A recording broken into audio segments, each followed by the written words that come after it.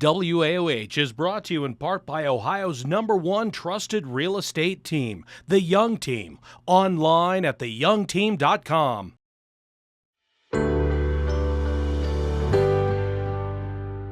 Today I get to talk with Bethany Miller. She's the Director of Development for RAHAB. How are you today, Bethany? Good. Thanks so much for having me. Yeah, I'm so glad you're able to come on the show. Can you go ahead and just share with us, because maybe a lot of our viewers haven't even heard of RAHAB. Share with us, what is RAHAB? And I know you like to kind of go back to how it began. Yes. So let's share that. Yeah, RAHAB is a local organization, and we are serving those who've been affected by sex trafficking right here in Northeast Ohio.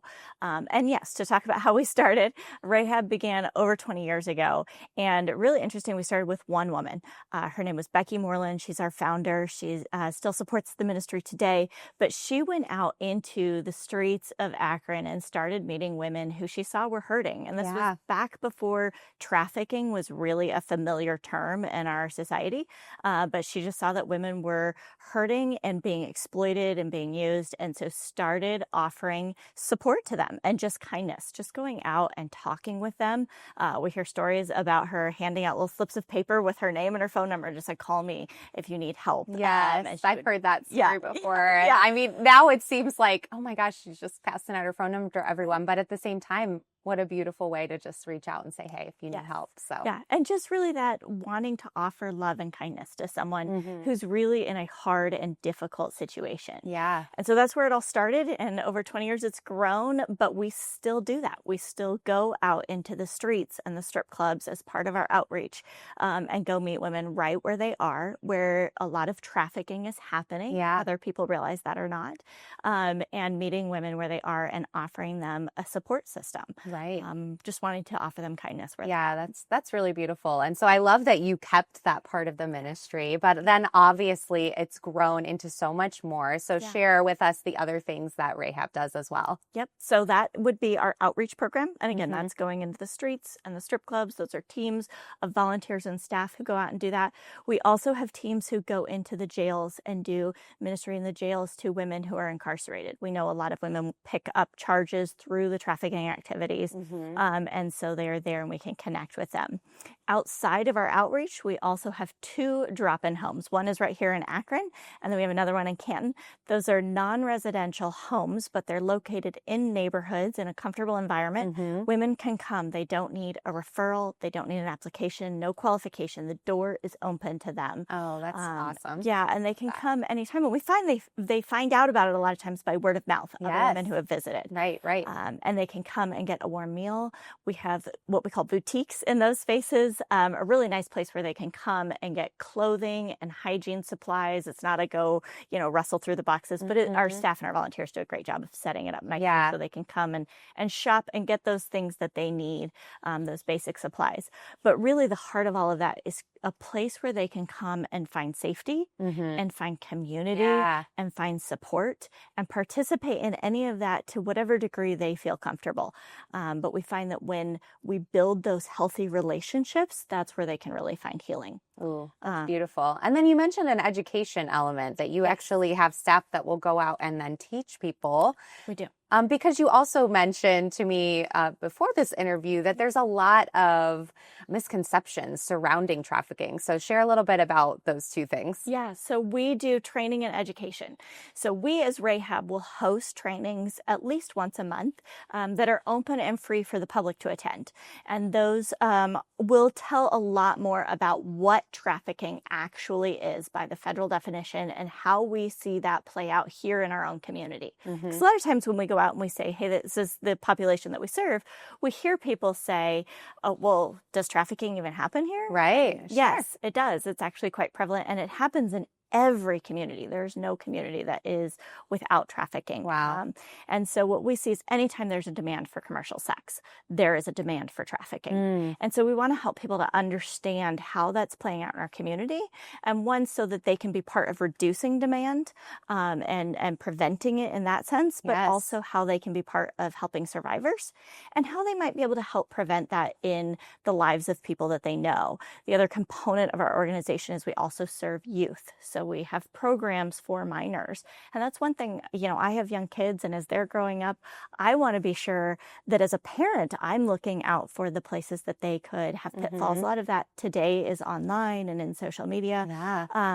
But it happens in other ways too. And so we want people to understand what that is, as well as what resources are available if there is somebody who finds themselves in a trafficking situation. Yeah. So preventative, hopefully, for a lot of those youth, and then also helping people who are actually going through it. Right. And that's incredible. And I love how the program started with, one thing and then has just grown over the 20 years into these other areas. And, I was just thinking as you're saying that, when we don't see something, when it's not like right in front of our face, sometimes we think it doesn't exist. And that's why that education portion is so important. Right. Because we need to recognize these things so that we can do the preventative work and so that we can help people if they do get into a negative situation that they don't want to be in. And so, that's really important work you guys are doing. Yeah, the feedback we get from a lot of those participants who come to a training is that they walk out with really eyes opened. Yeah. Going, I had no idea how wide and how broad this was.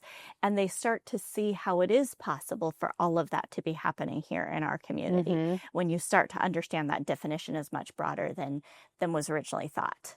So if someone's watching and they are thinking like, hey, this is something that I would really like to get involved in, maybe they want to become a volunteer, maybe they want to support financially, what are ways that they can get involved and support you guys? Yeah, well, certainly they can visit our website, rahab-ministries.org, and so find all of the information there, fill out a contact form. Anyone who wants to volunteer with us, actually that first step is to go through one of those trainings. They can fill out a volunteer application on our website, but we would then ask them to attend that training so all of our volunteers understand exactly the issue that we're dealing with. But we are a philanthropic organization in terms of we're supported by philanthropy. This organization does not exist without generous support, so they can donate right on the website, and those financial donations really make this possible in our own community. Yeah, absolutely. Could you share a story of someone that's been affected by your ministry? It could be a volunteer that's been affected, or it could be someone directly who has, just been affected by the work. Don't have to share names or anything, of course. Yes, but we do keep all of our stories confidential. Yes. I think, maybe not even a specific story, but lots of times I am continually surprised by the folks that we meet later in life, where we don't necessarily know where that seed was planted and what happened. But for instance, we've had examples of last year, we had a volunteer application come in, and the woman who was filling it out, who wanted to volunteer with us, said in her volunteer application, she met Rahab in a strip club once. And so that was her life at one point in time. Yeah. And the way that interaction affected her changed her life. And so she was out of the life. She had found a relationship with Christ. She was a Christian now. She wanted to serve. She wanted to give back. She wanted to love the women who were still there. And so to see where that nugget started in outreach, we don't always know that. I've also had the incredible experience of talking to donors and finding out that they started as a client and now they're donating to Rahab. Oh my gosh. And that full circle, oh my gosh, I get goosebumps when you say that now. It never ceases to move my heart. Yeah. And just it does not get old. Yes. No, it doesn't. And to think it's so inspiring for me, even of, yes, as a fundraiser, I always want people to support this cause, but to know that somebody whose life was changed by it is coming back to support it, either as a volunteer or a donor or whatnot. If they can do that, certainly we can do our part. Right. So those are the stories that are really incredible. But we see that life change on a regular basis, and we see sometimes it's quick and sometimes it takes years. But we see women who come and visit with us through various programs for years and years, and then one day it clicks and she walks in and says, I need help. And our staff will connect her with whatever resources she needs. We had one of those just recently. Someone who walked in the door at that morning, dropped her stuff, said, I need help. And sure enough, they got her connected with the next organization that she really needed. And she's doing quite well. So again, you just never know when that change is going to happen, and we'll stick with them until it does. Absolutely. I love that. I love that, sometimes it's important to remember that. Sometimes it can take a month, 2 months for somebody to kind of get back on their feet.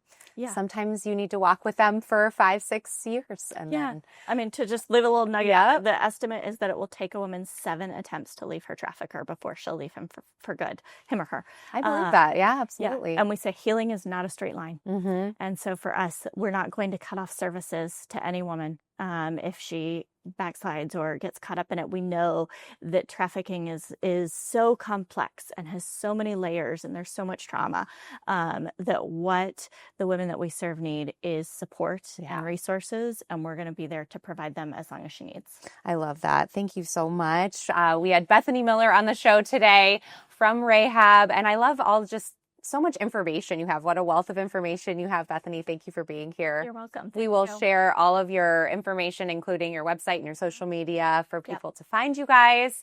And if you want more information, go to one of those trainings. Even if you're unsure of if you want to volunteer or not, that would be just a wonderful way for you to check it out and see if it's something that you'd like to get involved in. Thank you for what you're doing in our community here in Akron and beyond. Thanks for the Appreciate you guys. opportunity. Yeah. All right. Thanks, everyone. Make sure you stay tuned. We've got more great stuff coming up next.